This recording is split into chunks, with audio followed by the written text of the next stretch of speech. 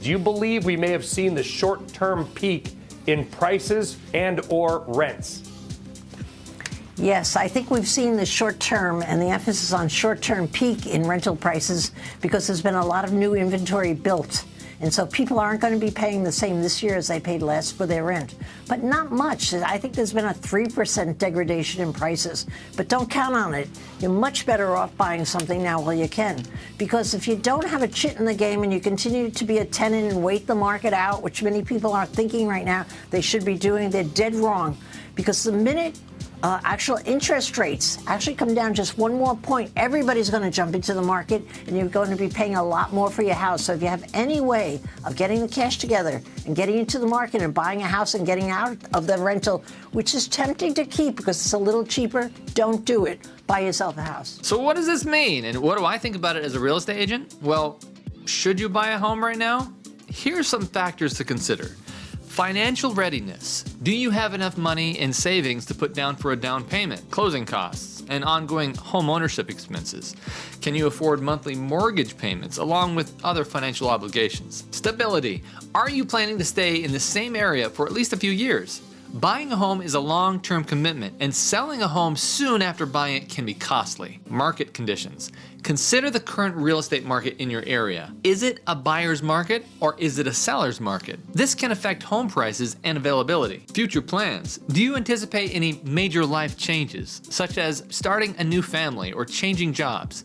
That could impact your housing needs. Other financial goals. Buying a home may impact your ability to save for other financial goals, such as retirement or education expenses. And what about interest rates right now? Did you know that the current interest rate for a 30-year mortgage is around 7.35% APR? That might sound high, but actually it's still pretty low compared to historical rates.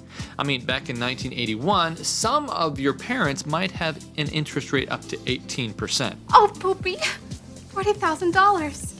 We could almost buy a house. I hope they have refinanced their house by now. But even in the 2000s, most families were paying 8 and 9% on their interest of their homes. Yeah, we all know the 2020 mortgage interest rate was going for about 2 to 3%. But even though those days are gone, it doesn't mean you should give up your dream of owning a home. Some experts think that the interest rates might even drop. Well, when that happens, a lot of people are going to be looking for houses and the housing prices costs are going to go up. So it's a good idea not to wait too long. You can always refinance later if rates go down even more. So why wait? Your dream home could be waiting for you right now. And recently the news has also mentioned that interest rates might be going up soon. So if you're thinking about buying a home, it might be a good idea to do it sooner than later. This way, you can lock it in at a lower interest rate before it possibly goes back up again. This is where I come in. I'm a real estate agent here in Chattanooga, Tennessee, and I work with the #1 real estate team in the country.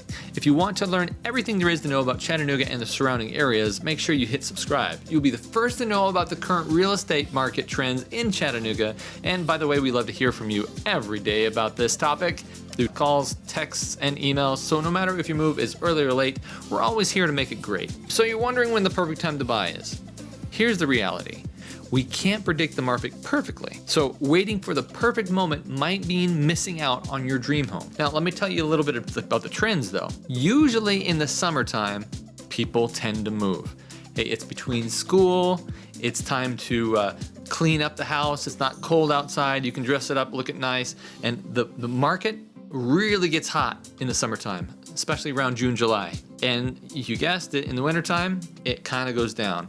So if you're looking for a really good deal, you'll have more availability on the market in the summertime. And if you're looking at a really good deal, you might be able to find something when less people are looking in the wintertime. So if you want to get in when less people are moving, look in the winter. If you want to get in when there's lots of availability, get in the summertime.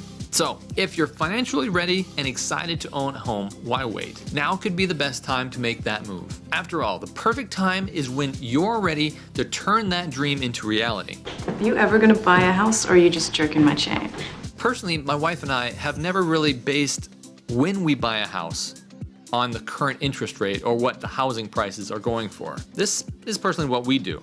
And you guys don't have to do it our way, just telling you how we do it as our family. What we do is we usually first figure out how much we can afford in the mortgage plus the bare minimum of living costs based on one person's income. This is to make sure that on a small chance one of us gets laid off or something happens in our family, that we can still afford the mortgage up until finances get back up. With a small budget like that though, we have to make sacrifices and usually end up buying homes that need extensive renovations and try to do the renovations ourselves as much as possible. I think about our first home, which we bought in 2014 in California.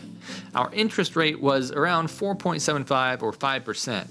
Same thing when we moved to Tennessee and we bought our first home here.